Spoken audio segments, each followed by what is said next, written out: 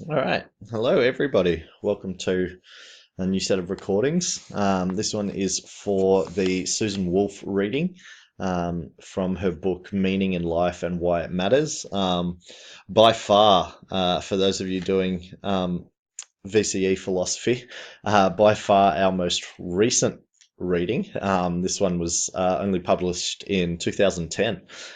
So compared to, the sort of 3,000-year-old readings that we've had going through, it's very, very new. So Susan Wolf obviously is a modern philosopher. Um, Philosophy, you know, uh, really what that means is she's a lecturer in philosophy, and writes books. She's written several books, copious amounts of articles for different publications, and obviously lectures on philosophy. uh, I believe she's at the University of North Carolina now. um, but yeah, quite a illustrious career if you've done your research into it. She um, studied her bachelor's degree in mathematics and philosophy at Yale University, and then completed her master's and PhD in philosophy at Princeton. So, pretty impressive educational resume, and then went on to teach at Harvard and etc. etc. So, I think it's fair to say she knows what she's doing. So, we'll jump straight in. So what we're going to see from Wolf in this reading is, uh, I think it's too far to say that her perspective is incompatible with the other philosophers that we've been looking at, but she's certainly presenting a different focus, is probably the best way to say it, in like what a good life entails. So we've heard lots of different arguments so far from the other philosophers. Um, Wolf is going to be offering a unique perspective. I think that if you were writing an essay or something like that, you could very easily align Wolf's philosophy with the other philosophers by making a few adjustments here and there. I think Wolf is going to be advocating for meaning being crucial to a good life, and I think that I think that this has some pretty like significant overtones of Aristotle's eudaimonia concepts, that idea that life isn't just about pleasure, but it's actually about sort of some form of achievement, meaningful achievement. So I think that you could very easily connect Wolff's idea to the other philosophers, including even Nietzsche. Whilst they might seem opposed at times, I think that there's a connection that we can make between Nietzsche's insistence that we create morality and meaning for ourselves, and Wolff's insistence that without meaning in our lives, then it is impossible to lead a good life. I think that there's some parallels there. So always remember, if you want to do well in philosophy, it's not just about pointing out where the disagreements are. It's about trying to find those common threads that exist between the texts that we study. And I think Wolf's reading actually offers some really good opportunities for that. Uh, Without any further ado, we'll jump straight in. So I'm going to break up this reading in the same way that it's broken up in the book. So there's a series of subheadings in the book. So each reading will cover a subheading. Hopefully the recordings will be a little bit shorter that way, but it should also mean that we can navigate them pretty easily. Okay, so let's jump straight in. The first subheading is a false dichotomy. Dichotomy, for those of you who aren't familiar with the word, simply means like essentially difference, or opposites. So by saying a false dichotomy, it's suggesting what Wolf is going to be suggesting is that philosophy has broken up the good life as one of two pursuits, as if those are the only things that could possibly happen.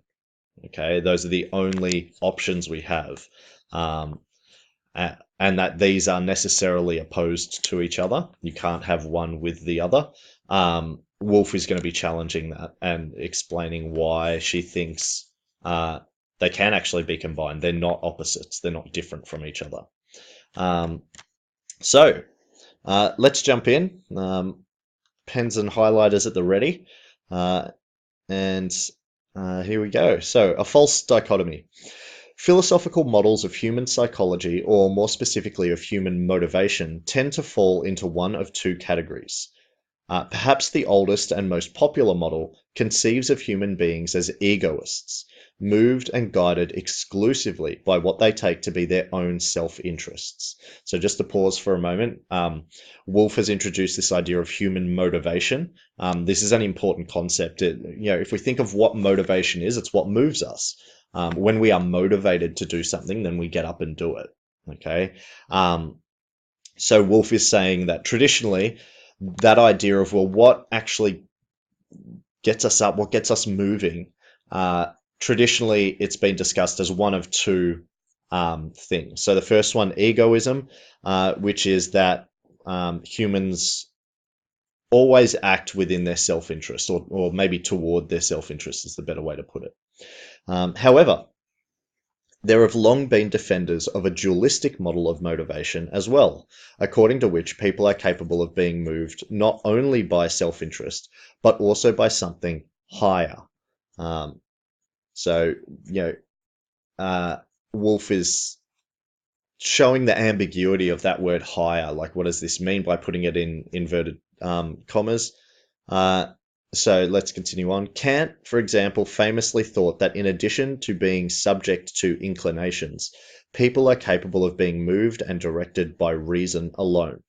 So we don't need to get too stuck into Kant. It's not a big part of the reading, but for those of you who have studied Kant, or more importantly, for those of you who haven't, his entire moral philosophy was based on the idea that you must arrive at your morals, or the morally right action. It's not subjective; it's objective for Kant.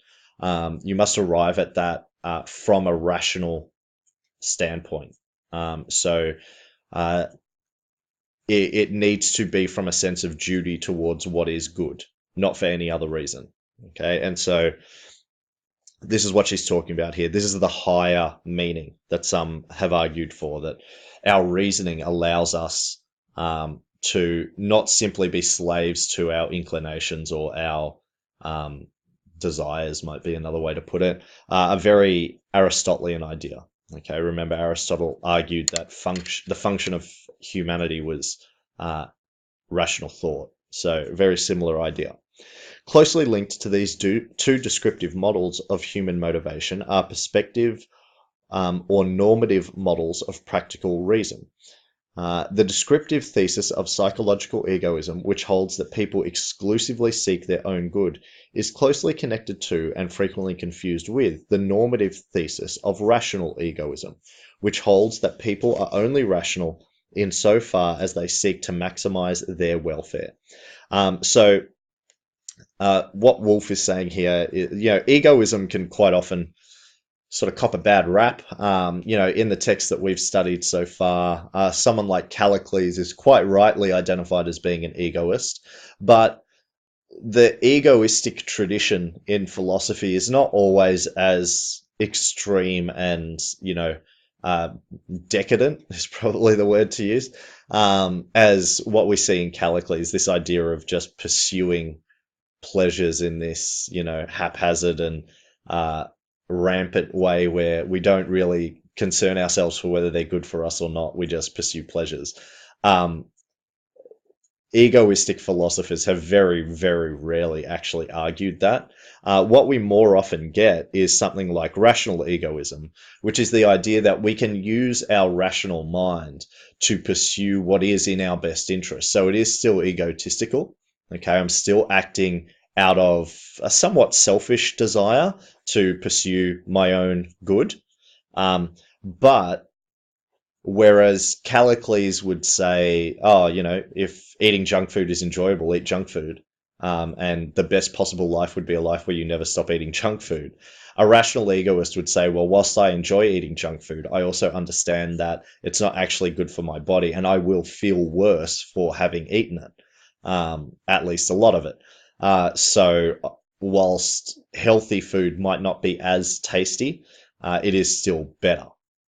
So this is sort of rational egoism. We can use our rational thought to pursue our best interests.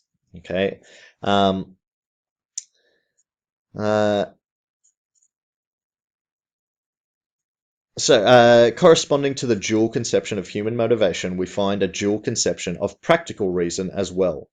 This is perhaps most explicit in the writings of Henry Sidgwick, who, over the page, held that two perspectives offer people equally valid reasons to act. The egotistic perspective, which issues recommendations of what is most in an agent's self-interest, and the impersonal perspective, which urges one to do what is best from the point of view of the universe. So Sedgwick he was an English utilitarian. Again, we don't need to go too far into utilitarianism, but one of the core principles of utilitarianism is that you should judge the correct action based on the consequence that it would create. Namely, you should promote more pleasure than and reduce suffering. But added to that is the principle that you should come to that conclusion from the perspective of a disinterested onlooker. So, in other words, you shouldn't allow any emotional connection to anything cloud your judgment. If this sounds a little bit weird, the classic sort of, if we think of the trolley problem, which hopefully everyone's aware of, the trolley, it's that classic idea of, okay, well, you've got five on one side, one on the other. Do you switch it so that you save the five? Now, a utilitarian would say, yes. Like, at least at that basic level, yes, you should switch it because you're promoting the most happiness and reducing the most suffering. Um, the spanner that can be thrown into this idea is, well, what if I say that the one is your most loved individual in the world, whether that's a parent, a partner, whoever, okay, or whatever, even if it's a dog. Would you still switch the tracks to kill the one, your most beloved, and save the five?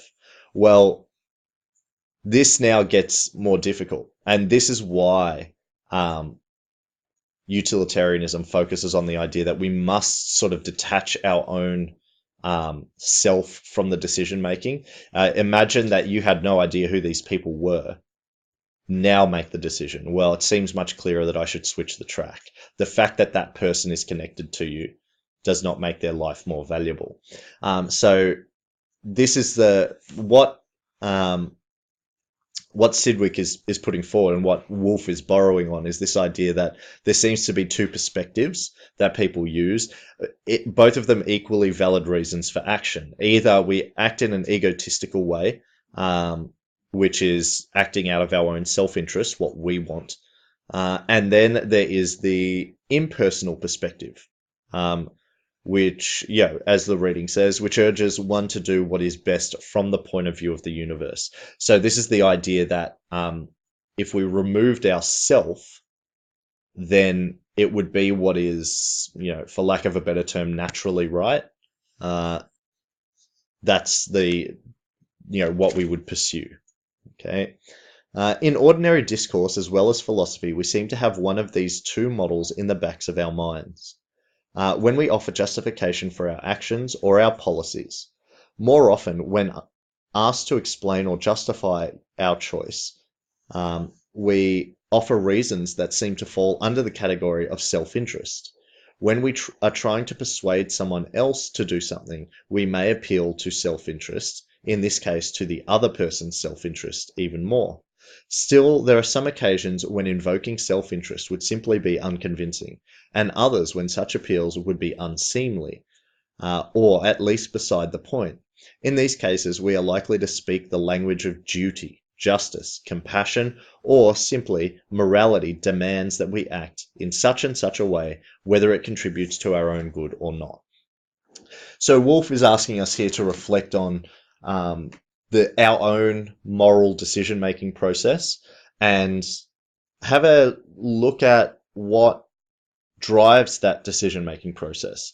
A lot of the times when we ask people why they did something that they did, they say that it was out of self-interest. Okay, I did it because I thought it would be the best thing for me. I pursued this career because I really enjoy it, whatever, yada, yada, yada. A lot of the times when we're trying to convince someone else to do something, we try and convince them based on their self-interest. Well, why don't you do this? This would be the best thing for you. So we're appealing to their self-interest. But every now and then there are categories where this just doesn't fit. It's very hard. It's not hard, but it seems wrong to appeal to people to, for example, help uh, the less fortunate by appealing to self-interest. I mean, it's not uncommon. Religions do this to a certain degree. Yes, you do need to care for the poor if you want to go to heaven. Okay, so I'm appealing to self-interest here. Do you want to go to heaven and spend eternity in paradise, or do you want to burn in hell for all of eternity? Well, then, help those who are in need. This is sort of the religious perspective. The other way to encourage people to, for example, donate to charity is to kind of say, well, this is what you should do. This is what a morally good person would do. Okay, this is that idea of from the point of view of the universe. Okay, the idea of should morals. Okay, it's not that it's in your best interest, but it is what a good person does. Okay, so now that we've got those two sort of egoism versus the moral perspective, let's continue on. So these models of motivation and practical reason, however, seem to me to leave out many of the motives and reasons that shape our lives. Moreover, the reasons left out are neither peripheral or eccentric. Indeed, we might say that the reasons and motives omitted by these models are some of the most important and central ones to our lives. So Wolf here is making quite a statement that both egoism, acting out of our own self-interest, and morality, acting out of a sense of duty to what is right, both of them seem to leave out something, and it's not a small something. It is actually probably the most important something if you are seeking to lead a good life. So let's continue. They are the reasons and motives that engage us in the activities that make our lives worth living. They give us a reason to go on. They make our worlds go round. They and the activities they engender give meaning to our lives. So here Wolf is presenting the meaning argument. Okay, so she's arguing that the dichotomy, as you know, the subheading suggested, the dichotomy between egoism and morality is actually false. Meaning in life is what is important. And as we'll see through the reading, she's going to argue that meaning in life encompasses both egoism and morality. Okay, we'll explain why in a moment. My aim in this lecture is to bring out the distinctive character of these sorts of reasons and the special role they play in the quality of our lives. Specifically, I shall suggest that our susceptibility to these sorts of reasons is connected to the possibility that we live meaningful lives, understanding meaningfulness as an attribute lives can have that is not reducible to or subsumable, under either happiness, as it is ordinarily understood, or morality. Okay, so a bit of a confusing section, but an important one to understand, because it would be very easy for us to say, well, what is meaning? Well, it's what makes us happy. No, no, no, no, no. Wolf is not saying this at all. Okay, so she is saying that we should not think that we can reduce or oversimplify meaning down to what makes us happy, or just what is right from the perspective of the universe, the moral perspective. This is not what brings meaning to our life, according to Wolf. I shall be mainly concerned to explain the features I call meaningfulness in life and to present it in such a way as to make it seem worth wanting, both for ourselves and for those whom we care about. Okay, so meaning is important. What Wolf is saying is she's hoping that she'll present it in a way that shows just how important it is. Uh, as will be seen, however, what I have to say will be of little or no particular use. Sorry, not particular. Little or no practical use. So it will be hard to practically apply, is what she's saying. Though I shall offer a view of what it means for a life to be meaningful, I can offer only the most abstract advice about how to go about getting or living such a life. In my second lecture, therefore, after defending my view against one particularly important set of objections, I shall turn to the question of why it matters that we notice that there is such a category as meaningfulness, distinct from the categories of happiness and morality, that we are more used to invoking in thinking about what to do and how to live. So, again, sort of an extended part there, but again, Wolf is pointing to the distinction between meaning, happiness, and morality. These are not the same thing and shouldn't be simplified in together. But this last part is her saying that, well, despite the fact that they shouldn't be lumped in together, this is not a foreign concept to us. In fact, she's going to be saying that meaning in life is actually quite commonly identified as an important aspect in the pursuit of the good life. Okay. Uh, as I shall argue, awareness and meaning is a third sort of value a life can possess, should affect our understanding of of the first two sorts, that is, adopting models of human motivation and reason that are attentive and meaningfulness should affect. Attentive to meaningfulness should affect the way we think about happiness and morality and about self-interest as well. So she's sort of saying meaningfulness sort of informs our decision making about these other things. When we have meaning in our lives, this informs what we will get happiness out of. When we have meaning in our lives, this informs our moral perspective, what we see as right or wrong. And when we have meaning in our lives, it also informs what we see is within our best interest. Moreover, if the view I present in these lectures is right, we cannot so much as conceive of meaning without attributing a certain sort of objectivity to value judgments. It follows that if we want to continue to talk about, attend to, and encourage the acquisition of meaning in people's lives, we need to be willing to admit this sort of objectivity into our discussion of values. Now, what's interesting here is Wolf is suggesting an objective view of value. Now, if that sounds a little bit weird, confusing because of the terminology, so first we'll talk about objectivity versus subjectivity. So subjective is something that you could say is true from your perspective. So your favorite band is the best band in the world from your perspective. Okay, this is a subjective value statement. All right, by value we're talking about, well, what we value. Okay, a perspective that we have. So this is subjective, and whilst we can argue back and forth about the merits of one genre of music over another or a particular artist over another, there will never really be any way to come to a final conclusion about which band or artist is actually the best. Okay, it is always going to be a subjective argument. You might find a million people who agree with you. That simply means that their subjective perspective on music, in this case, aligns with your subjective uh, perspective of music. Okay, not that your subjective experience is actually correct. The other thing that we often look for is objectivity, which we could quite rightly talk about as a certain type of truth. So, if I was attempting to do this, this would be objectively attempting to determine who the greatest musical artist to ever live was.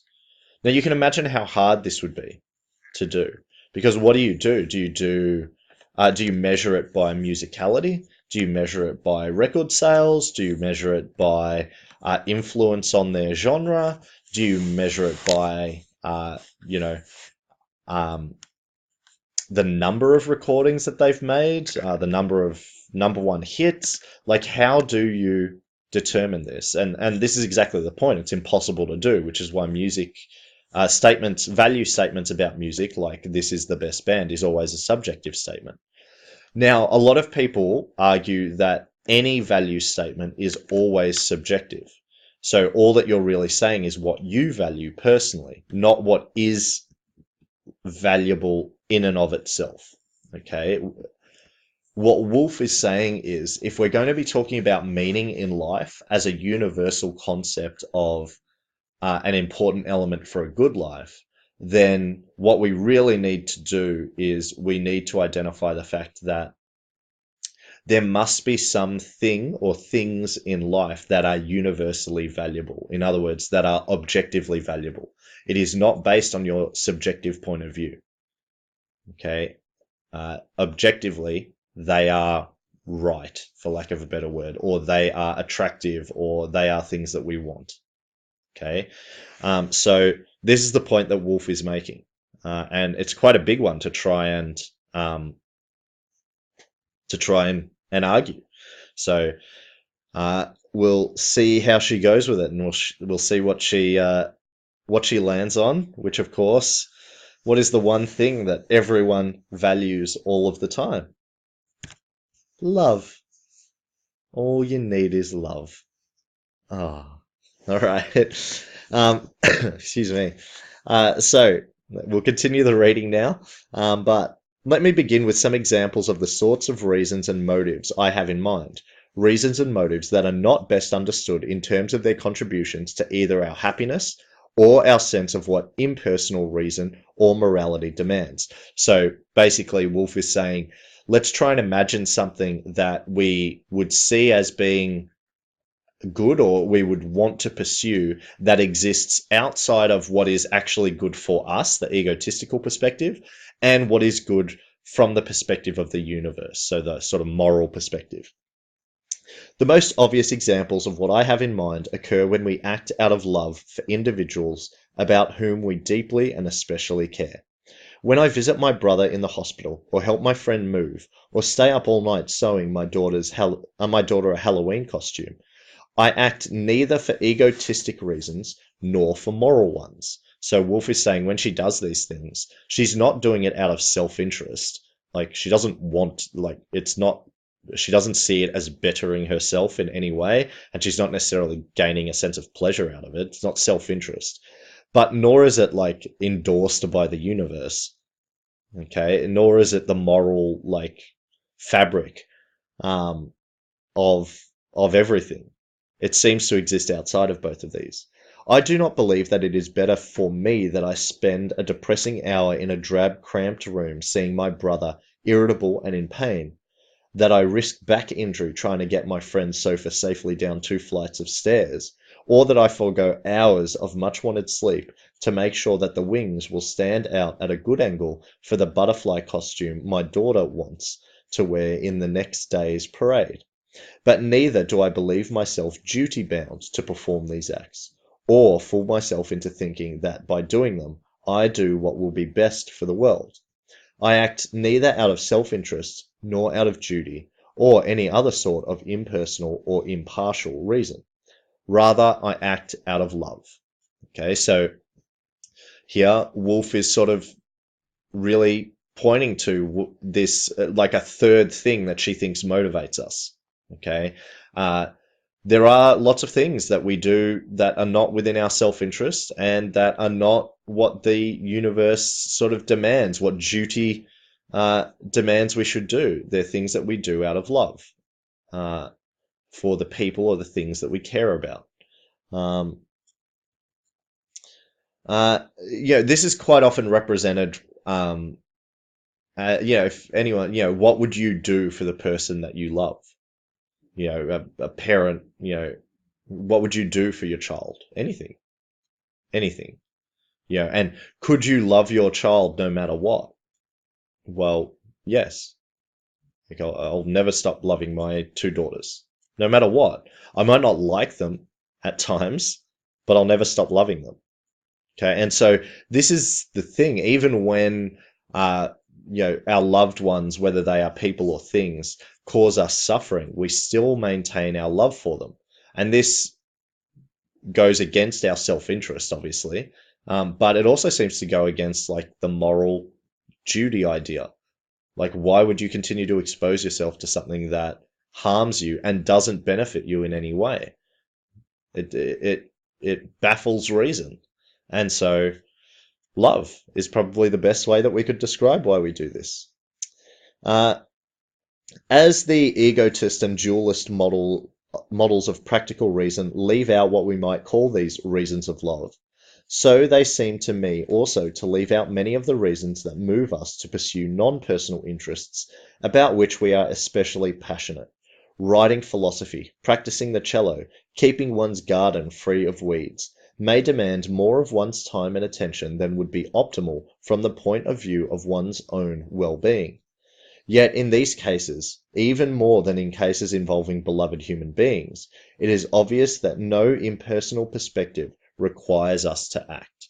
So whenever we do any of these things, what Wolf is saying, like we end up sacrificing other things to pursue these, um, you know, passions. Uh, in fact, we probably give up doing things that we really should do out of self-interest in order to pursue these things. And it's certainly not then endorsed by the universe. Okay, it's not morally correct action. This is not to say that it's immoral, but it is not what we feel we are duty bound to do. Okay, um, so this is sort of the pursuits. You can see on the screen there, like she breaks it down into love of a person and love of pursuits. I'm using this word pursuits to talk about it, such as gardening. Um, Continuing on, just as in the case of acting for a loved one, it is the good of that other person that provides us with a reason for our action. What draws us on in the non-personal pursuits I have in mind is a perceived or imagined value that lies outside of oneself. So we can very easily imagine, well, why would you help a friend move? Well, because they need help and I want to help my friend. I don't get anything out of it. I don't enjoy it. Moving is backbreaking work. I don't want to be doing it, but they need someone to help them move, and so I am here. Okay, so I'm doing it out of a an attempt to do what is best for them. Uh, with the pursuits that she's talking about, okay, obviously it's not what's in the best interest of the pursuit necessarily, although she'll talk about that sort of perspective in a moment. She's going to be talking about it as well. Um, the value is outside of ourselves. Okay, at the moment, this is going to seem a little bit confusing, but as the reading goes on, what Wolf is going to be pointing at is these are quite often things that are pointed to as, well, you need to, if you really want to lead a good life, you need to contribute to something bigger than you. We often get this sort of language, greater than yourself. In other words, if you only ever pursue a self-serving life, you'll never really be a great person. Um, to be a great person, you have to contribute something bigger than yourself. Okay, and these pursuits are what allow us to do that. When I help a friend move, I'm helping them. When I study philosophy and write about it, I am doing it to contribute to something that's greater than me, the philosophical tradition. Um, so, continuing on with the reading. I agonize over the article I am trying to write because I want to get it right. That is, because I want the argument to be sound, the view to be correct, the writing to be clear and graceful. It is not for my sake, or at least not only for my sake, that I struggle so with my work. I do not know or care whether it is best for me. That is, whether it is best from the point of view of my self-interest. This is the egotistical perspective, that I try to improve my work beyond a certain point, any more than I care whether it is best for me that I put so much energy into making my daughter happy. We might say that I struggle for philosophy's sake rather than for my own, but that would be misleading and obscure as well as pretentious. Still, it seems to me that it is the value of good philosophy that is driving and guiding my behavior in this instance, as it might be the beauty of the music or of the potential garden that moves the cellist or gardener to sacrifice ease and exercise discipline in pursuing her goal. So, Wolf is pointing out that it seems pretentious to say that, she's writing for the good of philosophy. This sounds quite egotistical in itself. But it's not far from the mark, this idea that it's not so much, for the good of philosophy, but to maybe a better way to be part of the good of philosophy. Um, why do we cultivate a garden? It's not for the garden, but it is simply to cultivate something beautiful, to make something beautiful, not because it's endorsed by the universe, not because it is easy for us, um, simply because we love to. Okay. Um, It does not seem unnatural or forced to speak of the subjects of these examples as loving philosophy or music or flowers, and their love for these things may not only explain, but may also justify, or more strictly may contribute to their justification of, their choices and behavior more than their love for themselves or for morality, or for some other impersonal and general good. Because of the similarities in the motivational and deliberative stance of these subjects to that of people who act out of love for individuals, I shall use the phrase reasons of love to cover both types. So whether we're talking about acting in pursuit of a loved one or in pursuit of uh, a pursuit or an action that we love, Wolf is going to be using the word reason or the phrase reasons of love to cover both of these. My claim, then, is that reasons of love, whether of human individuals or living creatures or activities, ideals, or objects of other sorts, have a distinctive and important role in our lives. So, important is clear, but distinctive means different. Okay, a very specific role in our lives. They are not to be assimilated or combined to reasons of self interest or reasons of morality. Let's not confuse reasons of love with the other two motivations. Insofar as we fail to recognize and appreciate the legitimacy and value of these reasons, we misunderstand our values and ourselves and distort our concerns. So, before we can even understand what a good life is, we first must address this reason, okay? These reasons of love. Not all actions are motivated and guided by reasons of, sorry, not all actions that are motivated and guided by reasons of love are justified, however. Not all reasons of love are good reasons. For one thing, your love for something or someone is no guarantee that you know what is actually good for them. You may mean to help the object of your love, but your action may not benefit it. You might spoil your child, overwater your plants, cramp your philosophical style. So Wolf is taking care here to say just because you love something doesn't mean that it's actually good, and doesn't necessarily mean that it will assist you with pursuing the good life. We have to love the right things, which we'll expand on later on. She talks about it, love things which are worthy of our love. Okay. Um, but it is very possible for us to pursue uh, reasons of love, whether that's people or interests, uh, and for that to actually be bad for us. Um, okay, so more interestingly, love can be misplaced or misguided. The energy or attention that you give an object of love may be disproportionate to what that object merits. Now, the footnote at the bottom here does help us understand the point, so I'll just read it quickly. The first way in which reasons of love may be mistaken parallels mistakes to which what we might call reasons of self-interest and reasons of morality are subject. I may think that something is in my self-interest when it is actually harmful. I may think morality requires or allows me to do what in fact is morally wrong. It is not obvious that the second way in which an appeal an apparent reason of love can be wrong has parallels in these other categories. There may be no such thing as caring too much about one's own good or about morality. Um, so, uh, so uh, Wolf here is not only saying that we need to pursue things that are worthy of our love, but we also need to give the proportion of our love that is appropriate to it.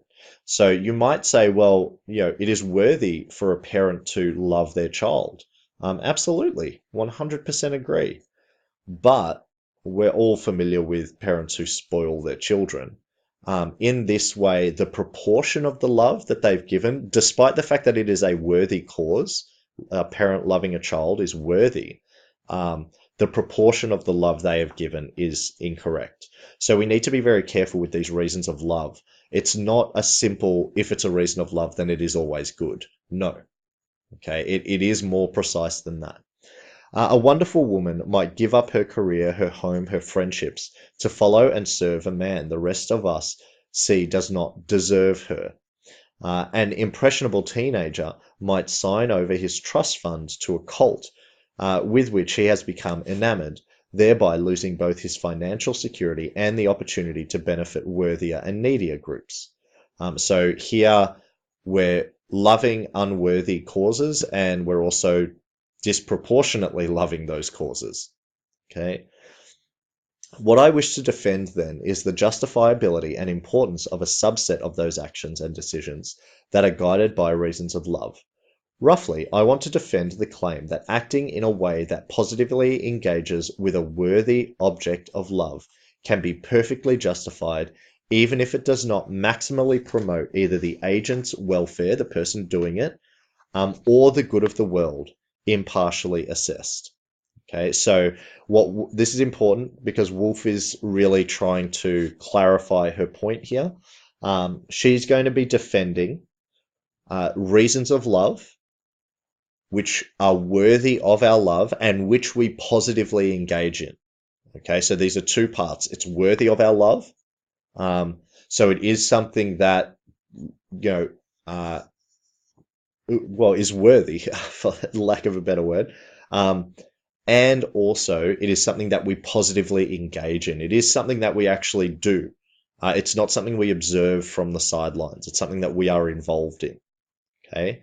Um, and she also identifies that this is an important part of life, even when this pursuit does not promote our own self interest and isn't necessarily endorsed as being for the good of the world from an objective point of view. Okay.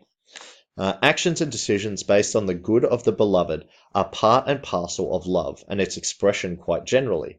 When, in addition, the object of love is specified to be worthy of the love, the justification of action on behalf of that object may be straightforward. Why shouldn't it be as justifiable for a person to act on behalf of a friend, for example, as it is for her to act on her own behalf? And why shouldn't it be as justifiable to act on behalf of one's friend as it is to do something of greater benefit to the world at large? Unless rational egoism or a particularly extreme form of consequentialism is presupposed, there is no reason to doubt the rational permissibility of acting on some such reasons of love. So basically, what Wolf is suggesting is that unless people, whilst we might be able to claim that these reasons of love do fall under the category of, what is right for the world, or do fall under the egotistic category, that this is what is good for the person or what the person actually wants, we can make that argument. What Wolf is pointing out is, but that would mean that before the person did that, that would have to be their motivation. So if you imagine, if I'm helping a friend move, uh, my motivation in that case is not simply to help my friend. It is to, you know, I'm hoping that the happiness that I generate by doing it outweighs the discomfort that my not doing it would have created. Something along those lines. This is the consequentialist idea. But that's not how we think. When someone or something that we love needs us to do something, quite often we just do it. We just sort of snap to and go for it. For Wolf, exactly. This is the point. Reasons of love are their own motivation. They don't require any other form of motivation. We don't have to talk ourselves into it, as in consequentialism, and we don't necessarily feel that it is what is right for us, the egotistic perspective. Okay. They just seem right. They just are. Still, I want to say something stronger, something more favorable and more supportive of reasons of this sort. More precisely, I want to say something more favorable about a life that is prone to being moved and guided by such reasons. Uh, Proneness to being moved and guided by such reasons, I believe, is at the core of our ability to live meaningful lives. But it is far from clear that what saying this amounts to. So Wolf is saying that she is going to be arguing that pursuing these reasons of love are absolutely crucial to leading a good life. And she's arguing, she uses the phrase a meaningful life. I think for our purposes, we can see meaningful life as being the equivalent of the good life, according to Wolf. Okay. All right. So there's recording one for Wolf. There'll be a few because there's a few different subheadings and it is a bit of a longer reading. But hopefully you're finding the style easy enough to approach. As I said, it was only written in 2010, so certainly written in a modern style. Don't let the phrases and things like that baffle you at times. If you go back and read things carefully, usually you can make some level of understanding at least, or achieve some level of understanding. And Wolf does a really good job, I think, of saying something in perhaps a complex way and then providing a more simplified either example or explanation for that thing. Okay, so if you feel like you're struggling with it, remember, philosophy readings are not readings that you do when you're only half paying attention. For them to work, you need to devote some time to it. Okay, so you can't be doing something else while you're reading philosophy. It's not going to work that way. Right? Until next time, when we start to talk about a conception of meaningfulness in life from Wolf, I hope you have a great day. Like and subscribe as always, and I'll see you next time. Bye.